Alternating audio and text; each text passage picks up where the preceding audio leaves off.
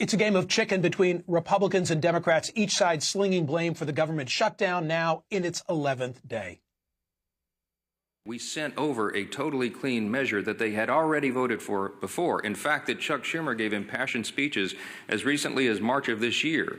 The same instrument, the same one that he said was the right thing to do and that it must be done so Americans don't feel harm. He said that earlier this year. So we sent him the same instrument, assuming, hoping, of course, believing that they would do what has always been done here and pass a clean CR. And they didn't. So I don't have anything to negotiate. There's nothing more for me to do. I literally don't have a card that I can take off the deck because we did it all in good faith. They're the ones politicizing this. They're trying to play a game. We're not engaging in a game. So now we're in a government shutdown. And you may be asking yourself, how the hell did we get here? Donald Trump and the Republican Party are hell-bent on taking health care away from 60 million people, closing community clinics, rural hospitals, nursing homes, all so they can keep giving tax breaks to their billionaire friends. It's a disgrace. So Democrats have 3 words for this: no fucking way. It's literally life or death. We will not let Republicans blow up our health care system.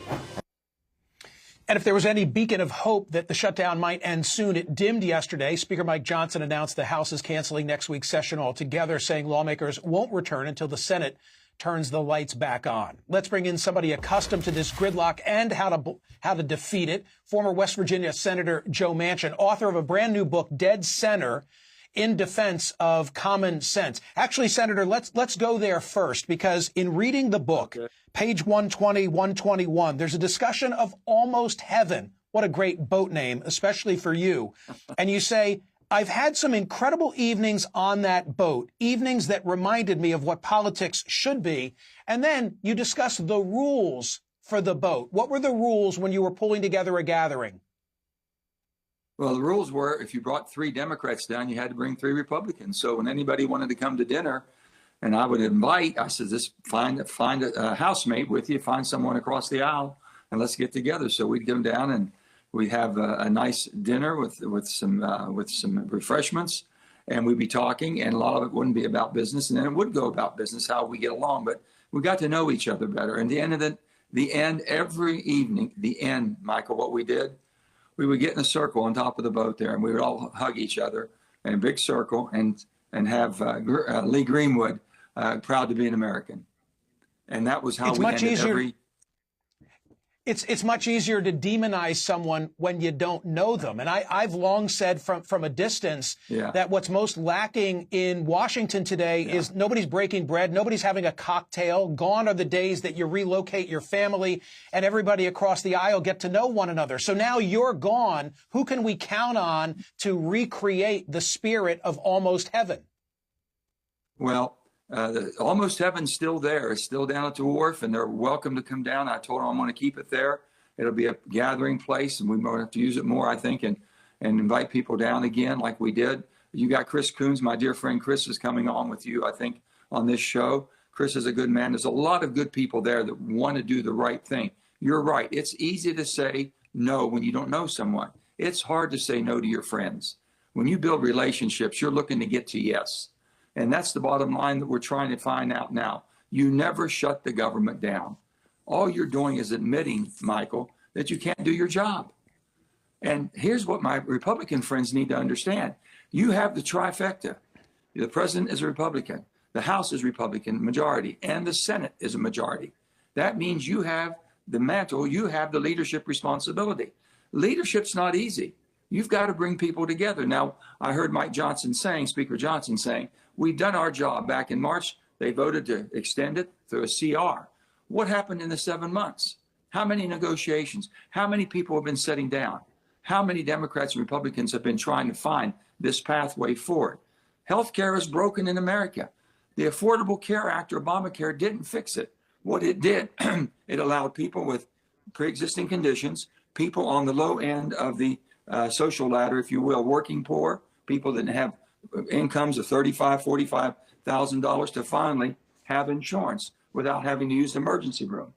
This is what it did. And then somebody had to pay for it.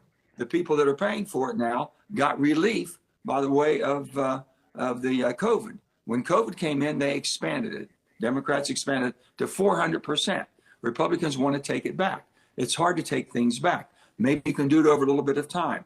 There's a couple bills floating around that, to me, they have got the strategy right now if they'll just get people in the room.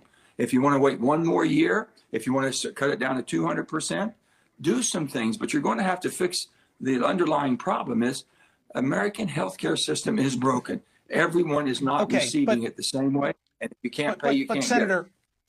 Senator, a quick response to that. To me, it violates the time and place rule. First of all, something else I appreciated in your book. I appreciate when a public servant like Joe Manchin says, I got it wrong. And relative to Obamacare, there's a whole discussion in this book where you say, I got it wrong, and let me tell you why I got it wrong. I want to preserve the Affordable Care Act. I think that in the abstract, it's a framework that works. And my quarrel, well, actually, am I right that you never voted for a government shutdown? I mean, if you were still there, you wouldn't be on board for shutting down the government. You'd be saying, let's deal with the Affordable Care Act outside of this framework. Or am I wrong? No, you're absolutely correct. I've never voted for it. And I started early enough trying to get enough people understanding what do you prove by it. Our friend Ted Cruz on the Republican side shut it down in 2013. Ask Ted how well that worked for him.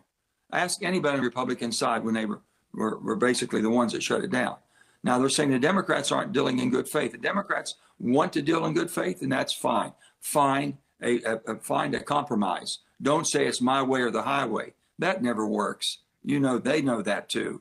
And no one wants undocumented people that came to this country and have not come in the right way for immigration to have all the aspects of our healthcare system or our geopolitical process that we try to treat everyone equally until you become a citizen. I understand that, and they should say, we're not doing that.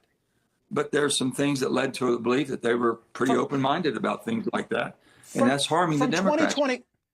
From 2021 to 2023, like you were the man. You held all the power because you were an independent and they all had to come to you. And what I've been saying on my radio program and here on CNN and anywhere anybody will listen to me is I wish there were a handful of Joe Manchins. All it would take is 3 to 5 Joe Manchins, and then everybody would have to come to you to deal, and we could water down the extremists at both ends of the spectrum. How do we get there?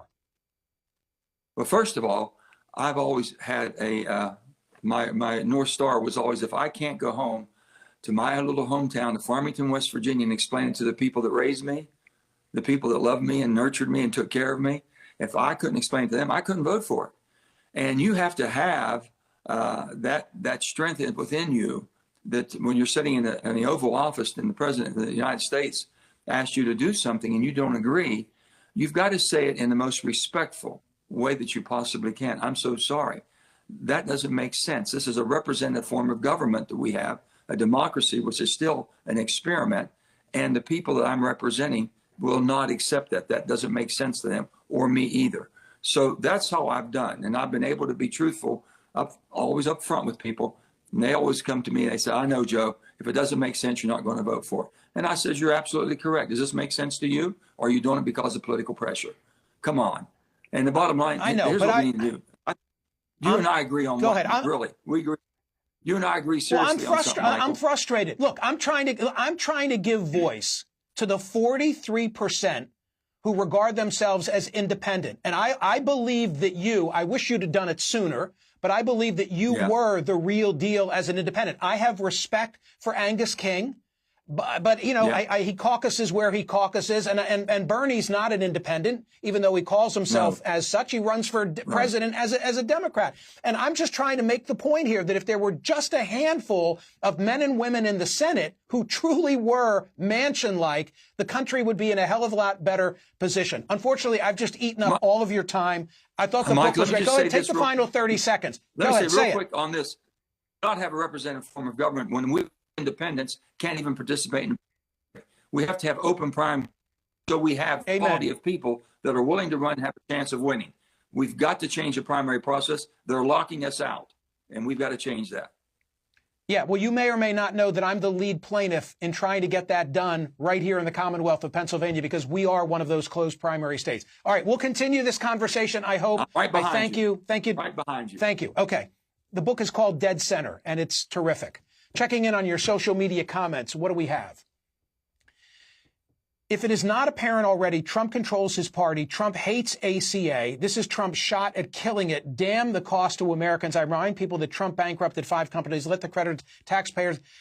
Look, I said it last week, and I don't feel like repeating the monologue. I'm for the Affordable Care Act. The idea. Oh, here I go. Now I am repeating it. You know, what's the idea? It's not socialism. The idea is everybody needs to have insurance. You're going to hoist your Gadsden flag because you don't want to have health insurance? Then don't ask me to pay for you when you show up at the ER. Okay? That's my view. Everybody get in the pool. And if we're all in the pool, then we can insure people with pre-existing conditions. By the way, young invincibles, you have to get in the pool too. And then we all go to an Amazon-like exchange and we buy our health insurance from private insurers. I've just explained it better than any of the public servants have who voted for it over the last, 15 or 20 years. I don't know why I get worked up over this. I really don't. You still have time to vote on today's poll question at smerconish.com. Have you voted yet? Have you voted that? Bringing down the temperature. Will the Gaza deal lead to peace between Palestinians and Israelis? I pray that it will. Subscribe to my newsletter while you're there. It's free, it's worthy, and you get the work of editorial cartoonists like Jack